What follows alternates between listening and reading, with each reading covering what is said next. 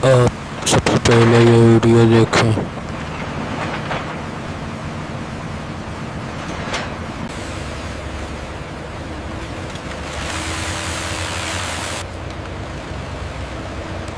उम्मीद करता हूँ आपको वीडियो पसंद आई होगी।